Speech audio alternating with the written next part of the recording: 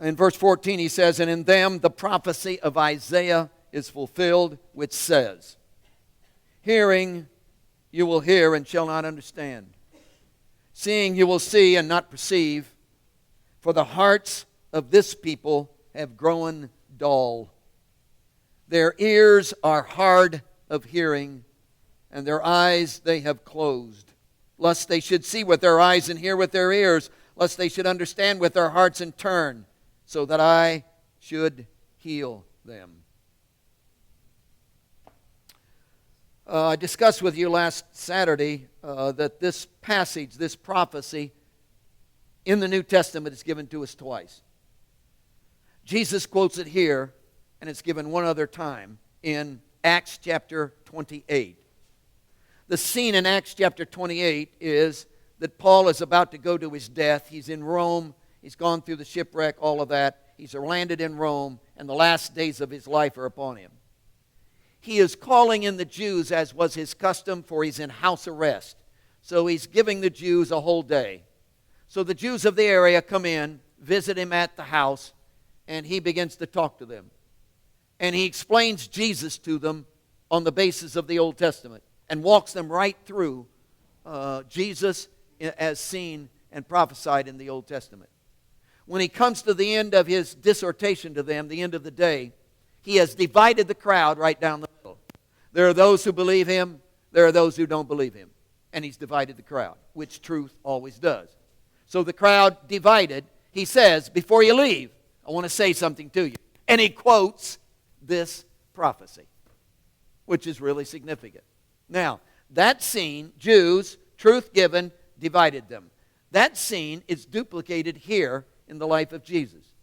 We have found that in chapter 12, there's a whole day going on of controversy between Jesus and the Jews.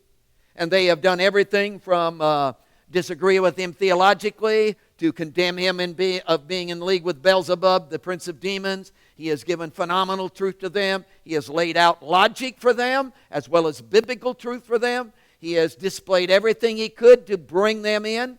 They have come demanding a sign. They have gone off in a committee meeting and plotted murder. He has done everything to reveal truth to them, and they just don't get it. So at the end of the day, Jesus is preaching again to this great crowd, and as he preaches, he changes his whole style of ministry. He begins to tell parables. The disciples in verse 15 are all concerned about that, and they come to Jesus, that is in verse 10, they come to Jesus and say, "Why have you changed your whole technique of preaching? Why are you talking and speaking in parables in your sermons now?" Jesus moves into the answer. This prophecy is a part of the answer. He begins in the answer, as you will remember, in verse 11 by saying the sovereignty of God. God is absolutely sovereign. There's no question about that. Again, when you come back to where you think God is and you stand there and you see something beyond that, then you haven't come to God. You need to go back to what you see. And when you get back there and stand there and you see something beyond that, you've not come to God yet. You need to go back there. And when you go back there and stand there and find something beyond that, you've not come to God. Finally, when you come and there's nothing back there, you've come to God. He is absolutely sovereign, and there is nothing beyond him or behind him. So he says, based upon the sovereignty of God, God is sovereign. God is so sovereign that he has limited his sovereignty, which is phenomenal. Which really bespeaks the fact that he is sovereign. And obviously he didn't ask my opinion because I would have advised him not to do it. But he came and limited his sovereignty with you and said, "I'm going to give you choice." And here you are, a cockroach of a person made out of dirt who doesn't know anything at all, and you can stomp right up into the face of God, put your fist in his face and say, "Get out of my life." And the reason you can do that is because he's a sovereign God and limited his sovereignty and allows you to do it. Wow. But see, what he's after is that you wouldn't shake your fist in his face, that you would say, "Oh, dear Jesus, I love you. So immediately you got two groups as you had in chapter 28. And the two groups are in verse 12. He spells them out for you. The two groups are whoever has. So there's the group of whoever has. And there's the group then in the rest of the verse, whoever does not have. And he says the group that has, guess what? They're going to get more. Why? Because they're open, they're seeking, and obviously, they're going to get more. So they responded in their response of free will and choosing Him and desiring Him and seeking Him and wanting Him. The expansion of all of that begins to take place, and they just continue to, it's just more and more and more. Then there's the group that has not. And guess what's going to happen to the group that does not have? Everything they have is going to be taken away from them. Well, I thought they didn't have. Well, they think they have. So all the things they even think they have, like materialism and a new car or this or that or the other, all of that's gone. So there's two groups. Therefore, verse 18, he says, or verse 13, he says, this is why I'm talking to them in parables. Because I really want them to know. The group that does not have, I really want them to get it. So what do I have to do to convince this group? Here's this group of Jews that have been at my throat all day long and just will not. They plot murder. They criticize me. They say I'm in league with the devil. They go through all. What? How am I going to get through to them? I'm going to tell them some stories that will lodge in their mind and permeate their thought. And one night, the Spirit of God will take that story and wake them up and beat the living daylights out of them with truth.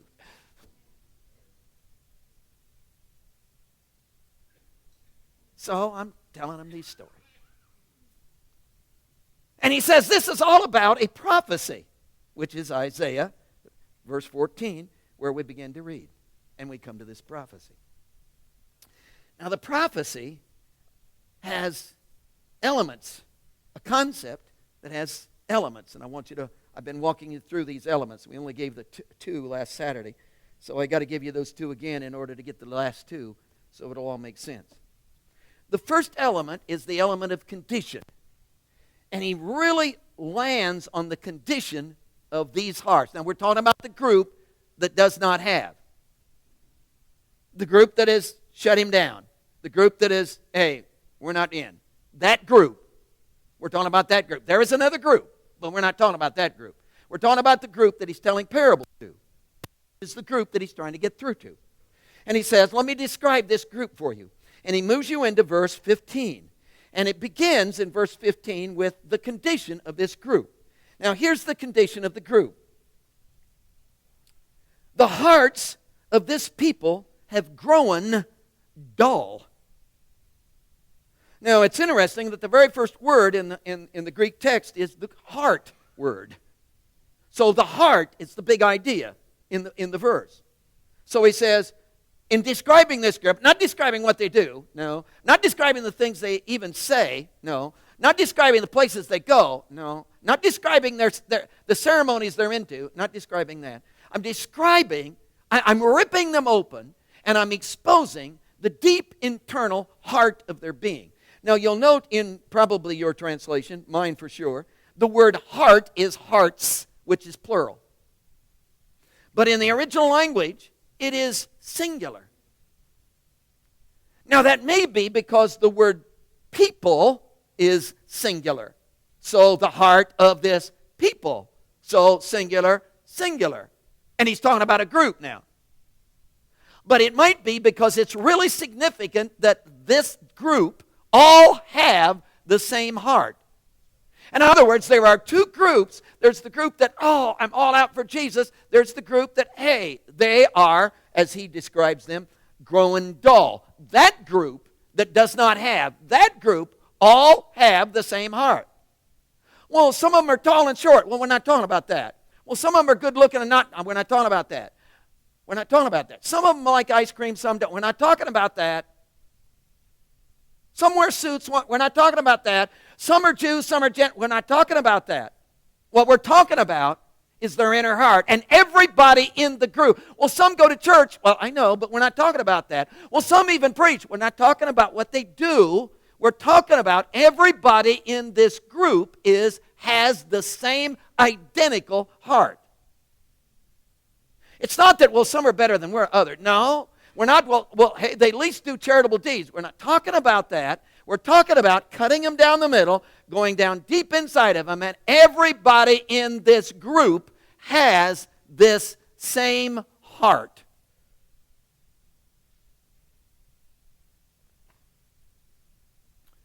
Well, there's a lot of people worse than I am. That's probably true. But we're not talking about that. We're talking about what I am in here. Well, I'm a nice guy. I truly am. But we're not talking about that. We're talking about what I am in here. Well, I have a lot of good points. We're not talking about that. You're getting this, are you? We're talking about, and everybody in the group has the same heart, which is really interesting. Now, he says the characteristic that describes the condition of this heart is they have grown dull. And we talked about the idea that that literally means thick. It's the idea of calloused. It's the idea of dull. And I gave you a phenomenal illustration of that last week. And you just sat there and looked at me. So I'm going to tell it to you again, just to see, maybe, God can always hope. Here's the illustration. There's this ball game. Two rival teams. It's the playoff. You spent lots of money to go. You're in the bleacher. Everything is tense. It's really competitive. In fact, you're down to the last moments of the ball game. In fact, the score is tied.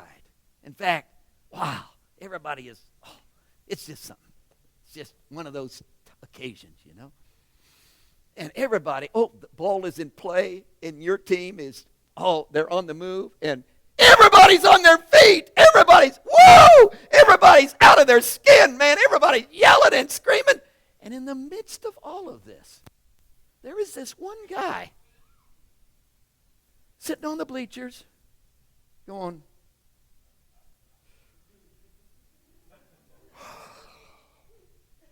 in fact, right in the middle of the key play of the ball game, he gets up and goes to the bathroom. Goes out, goes to the bathroom, goes in, looks around.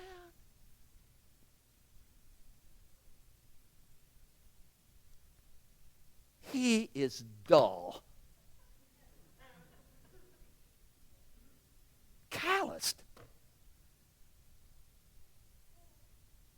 When it comes to ball games. Now, the purpose of telling that is that you would translate that into here in the spiritual life.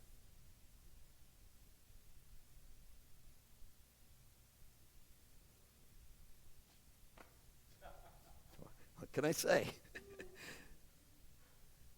The interesting thing about the heart of this people have grown dull. Have grown dull is passive.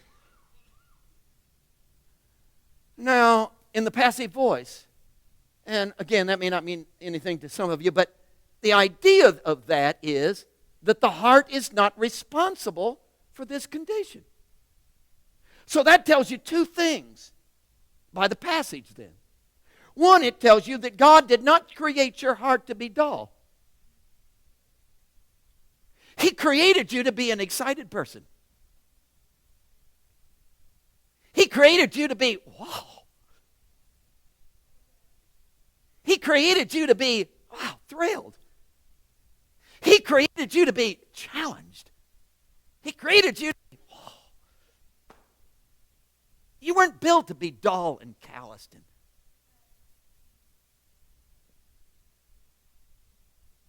So God created you to be an excited individual, but something has acted upon you which has drug you down and just made you to sit in the ball game and go,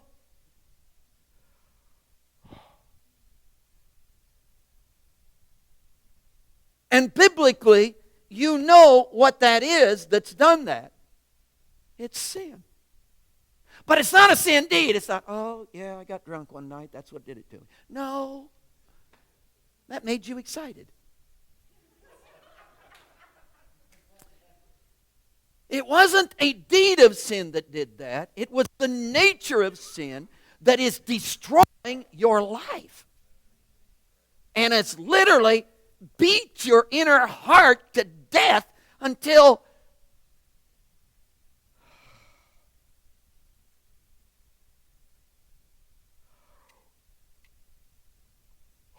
pardon me. And you are being acted upon. Now, he says the heart, that heart condition, we're talking about this group. We're not talking about everybody. We're talking about this group, which is represented by the Pharisees and Jews of chapter 12. We're talking about this group. They have a heart like this. And every one of them have this same heart. Now, that heart has done something to their ears. You note in the next, as the passage unfolds. Their ears are hard of hearing. The word hard means difficult. They have a difficult, what'd you say? They have a difficult time hearing. It isn't that they have a difficult time hearing. Oh, they do have a difficult time hearing. Well, no. Well, they have a difficult time hearing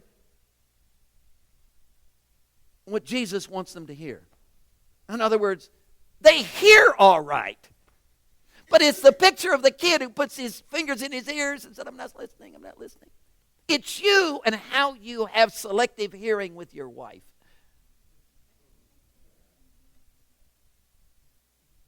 You hear what you want to hear. Last week I described it in terms of, you say these things in a sermon, you know, and you would think, man, everybody's going to hate me. Because truth hurts sometimes. But I find that people don't get it. They walk right out the door, shake my hand, and say, great sermon. I say, if you would have heard what I said, you'd hate my guts. But they didn't get it. That's the picture. That's the picture. They don't get it. And you slap them around, the Spirit of God comes, works them over, and they...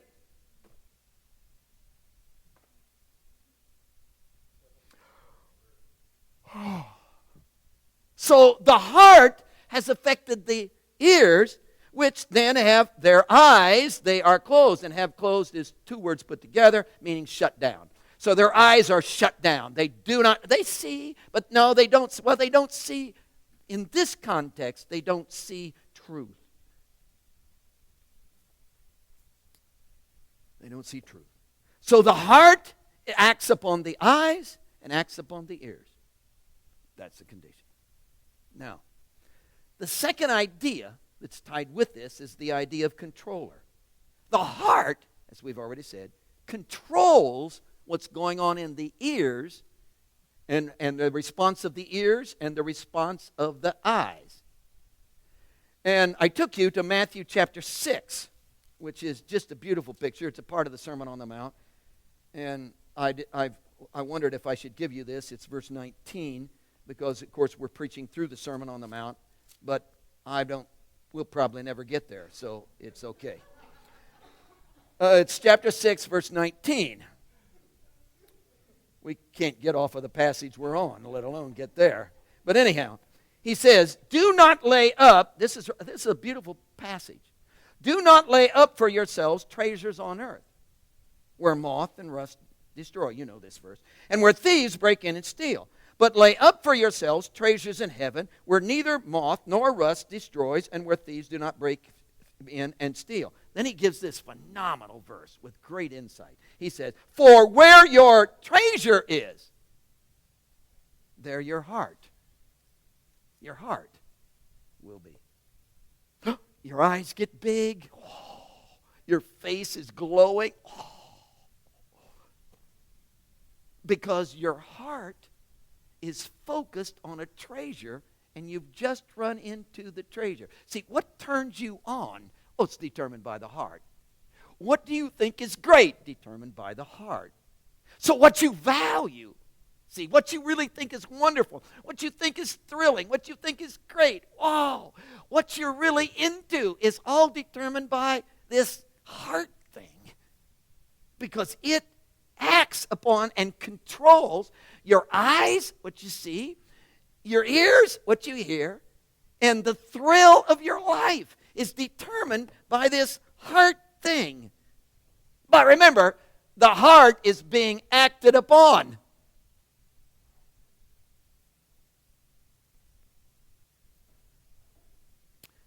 Now let me take you one step further in the process.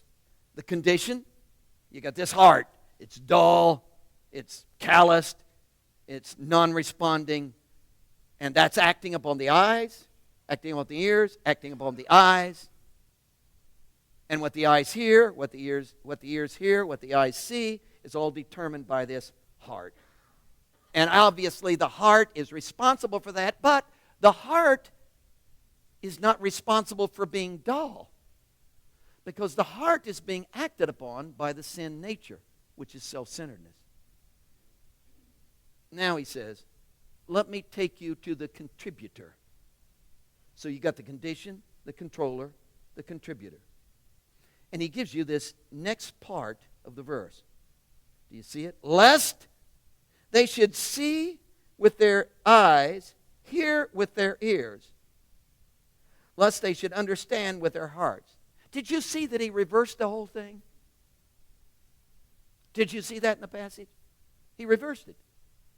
In other words, he started out in verse 15 by talking about, here's the heart. The heart acts upon the ears and acts upon the eyes. Then he comes to the next passage and says, let me talk to you about the eyes. Let me talk to you about the ears that acts upon the heart.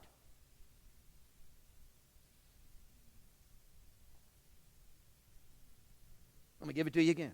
See, he starts out by saying, here's the heart. Guess what? It's being acted upon by sin, self-centeredness, all wrapped up in itself. What is that doing? Destroying the heart, which acts upon the eyes, which acts upon the ears, which acts upon the eyes. Then he says, do you know what's going on then? That the eyes and the ears, in turn, feed the heart.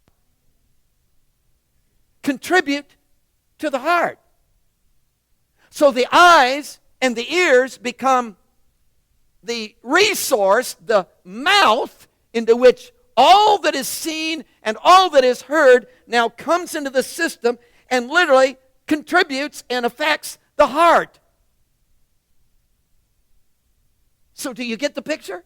Here's the heart, not his fault. It's being acted upon by self-centeredness. That self-centeredness acting on the heart determines what the ears hear and what the eyes see, and then what the eyes see and the ears hear begins to contribute to the heart, and it becomes more self-centered. Why? Because that's all the eyes see and all the ears hear, and it's contributing to the heart, and the heart says, that's all I want to see, and the eyes say, that's all we see, and contribute it back. And there's this circle, this cycle going on in the life, so that the heart becomes more depraved and more calloused and harder and vicious circle and cannot break out of itself. And the whole heart system is trapped.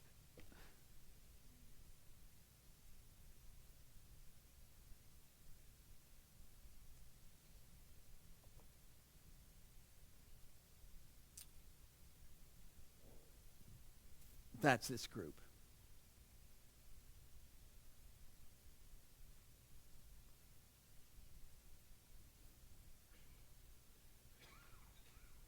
Here's a group of people who are filled with themselves, self-centered, self-sourcing, all wrapped up in themselves. It's acting upon their heart. It's causing their heart to be dull, callous to anything that isn't self-centered, because everything is about me, I, what I want, what I see, what I hear. It's all about me, I, how can I get, how will I receive, What will it do for me? See, they don't think, they're incapable because of the heart. They can't think in terms of, how can I pour my life out? They can't think in terms of, oh, how can I be redemptive? They can't think in terms of, oh, how can I give myself away? They can't think in terms of, how can I die on a cross and say, Father, forgive them? See, they don't think in those terms. They think in terms of, well, me and my, and what'll I get, and who's going to? Well, I got my rights. Well, they see they're also wrapped up in themselves, and their eyes and their ears, that's all their eyes and ears do. So they're absolutely callous to any kind of, whoa, die to yourself. What?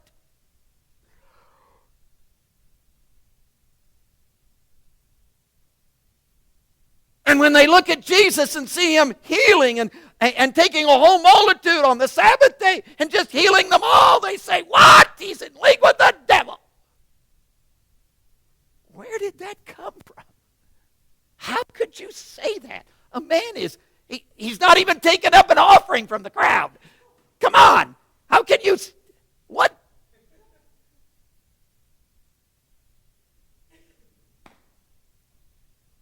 But the heart, that's all they see. That's all they hear. And what they see and what they hear contributes back to the heart, which determines what they see and what they hear. And what they see and what they hear contributes back to the heart, which determines what they... It's a cycle.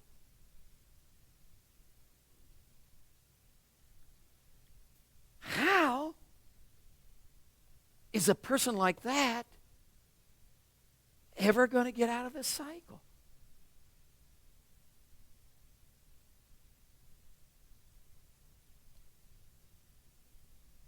Oh, good news. Compassion. Look at the end of the verse. End of verse 15. Lest they should understand with their hearts and turn, so that I should heal them. I'd like to change that to I could. So Jesus says, guys, this is why I'm talking in parables. Because I'm going to do everything within my divine ability and fullness of the Spirit ability to literally slice through the cycle and break that up and give them moments. Well, they will say, wow. And they will see. And they will hear. And I'm not just going to do that once. I'm going to tell lots of parables.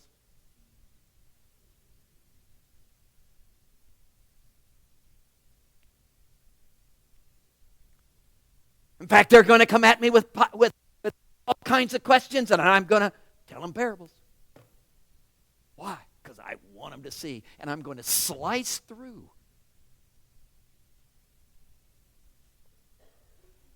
And folks, He's doing that for you. He's breaking through your cycle and giving you moments of, whoa.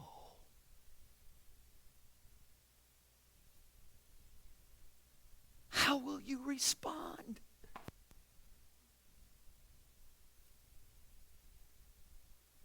He didn't just give you a choice. Yeah.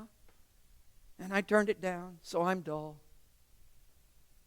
And my eyes are, and my ears are, and then my eyes and ears are, and so I'm in this cycle and I can't get out. No, He's breaking through the cycle again and again and again and again and again and again.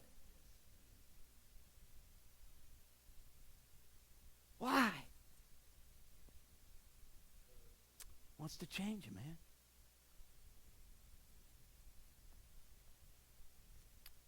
This is phenomenal, Jesus. That you would love me so much, you will not allow me to just be trapped in my cycle. That you interrupt my world.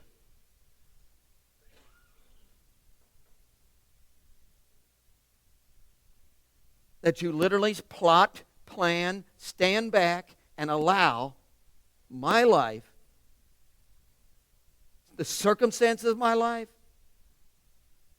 the involvements of my life, the relationships of my life. You literally stand back and allow things to take place, literally to break through in my cycle. And oh God, forgive us, forgive me for every time I've shaken my fist in your face and said, I don't want my little cycle broken.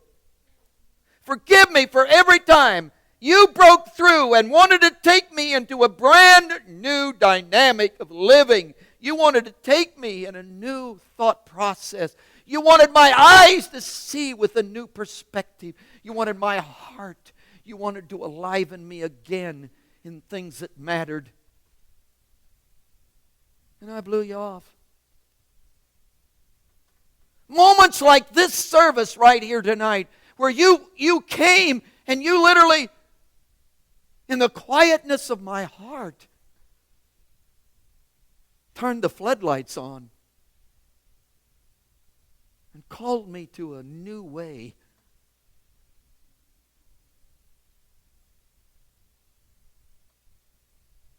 And the old callous heart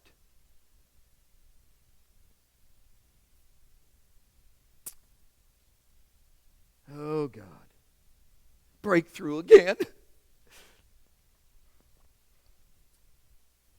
I call tonight in the name of Jesus upon your compassion and your heart, oh God, that bursts with light to come of new and afresh and break through into us. In moments of revelation, that we might see a light at the end of the tunnel, the way out, the truth of what we can be. We are not trapped.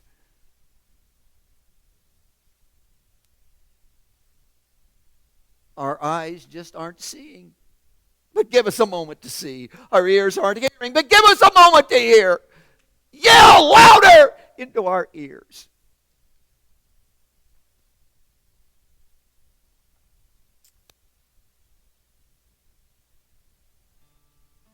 Heads are bowed.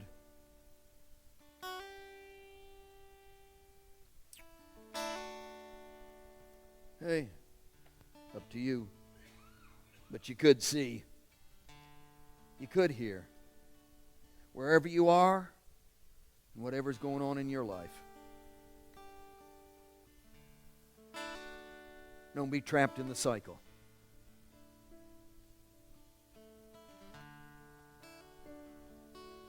God is breaking through.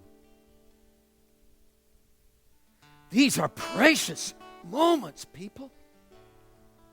Valuable moments, people. You can't buy this kind of thing where God comes and brings light to the inner heart.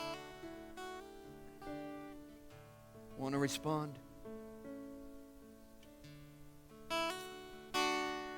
Jesus, here's my heart. Here is my heart.